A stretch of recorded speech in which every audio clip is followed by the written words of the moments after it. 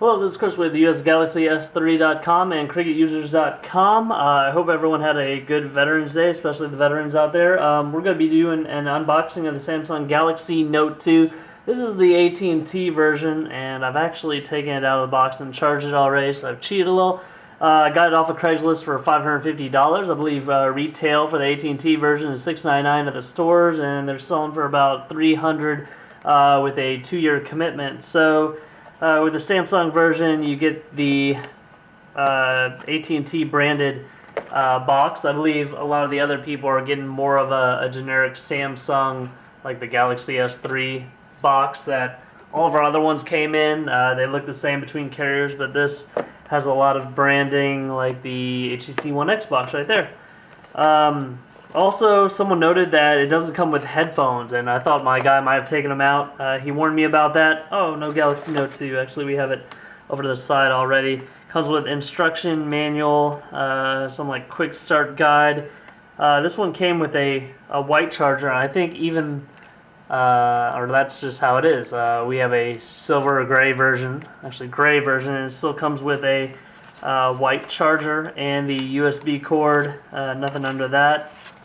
So let's go ahead and move that all out of the way. We're going to be doing tons of comparison with different devices, and we're going to continue the S3 channel. This is actually a Motorola Photon Q 4G. Motorola Photon 4, yeah, whatever. HTC One X right here in a nice little spec case. HTC One V. We've got all of our Galaxy S3s, and we'll put it right next to one in a second. iPhone 4S. Some Cricket phones. Let's move it around. And here's the guy we're going to be looking at today. I'll go ahead and put that on a rubber pad so you guys won't scream at me. I'm going to put it right next to this LG Intuition, also known as the LG View. That's originally what it came out with as. They're going to have another version coming out, probably the 2 as well. This is a 5-inch screen, if I'm not mistaken, 4x3 screen.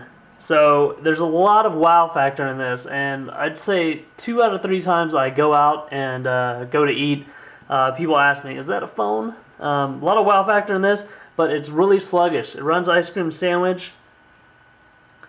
Just have a lot of problems with how sluggish it is. I mean, I am running things like Google Voice, IMO, email accounts, Tap-a-Talk, sending notifications to it. This device really can't handle that. I use another keyboard as well. Just can't handle it. Now, the S3 has always been able to handle it, and from what I've seen, this should be able to run a little faster. Now, let's go ahead and take this off. We'll put a screen protector on it later. Flip it to the back. Take this off as well. See, speakerphone, the camera right there. We'll get into specs later, probably with other videos and during the comparisons. LED on the back. On the bottom, you've got the charge port, microphone pickup. You've got the little pen here. Has a little clicker too. There's the point. One of the things I didn't like about the Optimus View is that it came with a stylus. However, the stylus doesn't fit into the device anywhere. But you can see how these screens are completely different. This pretty much just looks like a longer S3 to me. And let's just get it right next to one. So this device is still much larger compared to the S3. It's going to be a little bit thicker. It's about the same thickness as the LG Intuition. Let's look under the backside here. Maybe we can call this the hood, underneath the hood. So let's go ahead and pop the battery out. Here's your Note 2 battery versus the S3. S3 was rated at 2100 milliamp hours.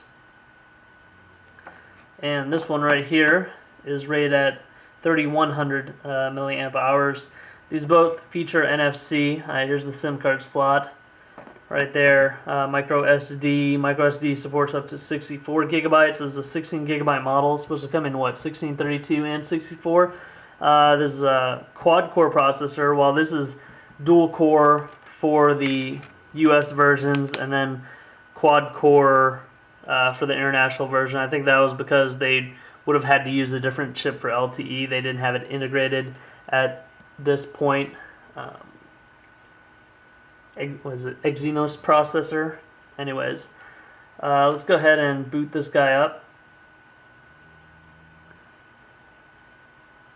One video will be quadrant benchmarks, and then Linpack Nina Mark II. We'll compare it to the AT&T version of the Galaxy S3, even though we pretty much have every version, or actually 3 versions. My Cricket users, fans will be excited that this device has been flashed to Cricket Wireless with Talk, Text, Internet, and MMS, the Sprint version. Of course, you'll probably be able to do it with the Verizon version, just to be slightly different. So with this TouchWiz interface, everything's pretty quick. Go into widgets right there. They actually separate them out, so when you scroll through, you don't eventually scroll to the widgets. Let's go back to the home screen real quick, see what we can do here. Click hold. You can add apps and widgets. We'll do a little shortcut there. Let's go into the settings here.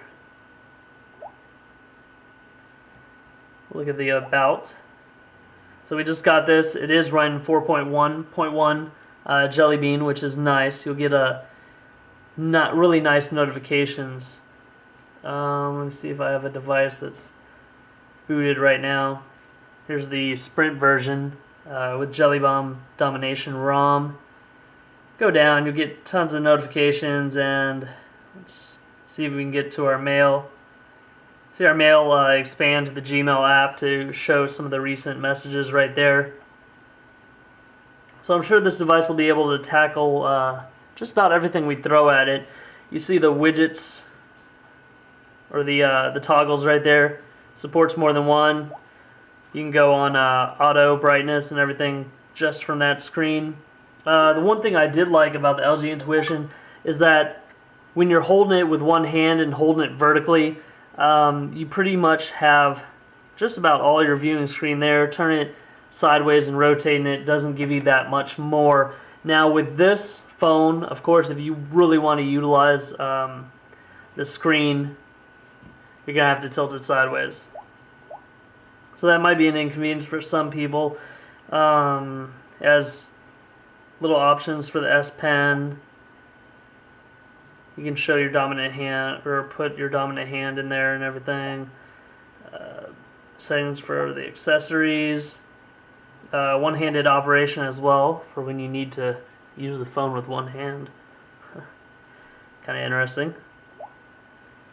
I will be using SwiftKey. It's my keyboard of choice. You can see the keyboard that comes with it right off the bat. So a little modified from what you usually see. 1, 2, 3, 4, 5 rows. It always displays the numbers up top, which is kind of convenient since it does have this extra space to do so. We'll also be doing case reviews. We won't give up all of our Galaxy S3s. I'm going to be selling a couple of them on my eBay account. So there it is. I'm going to set up this device, do a benchmark video real quick before we start adding all our normal apps to make this a daily use type of phone. So for more information, please like this video and subscribe to my YouTube channel. Thanks a lot.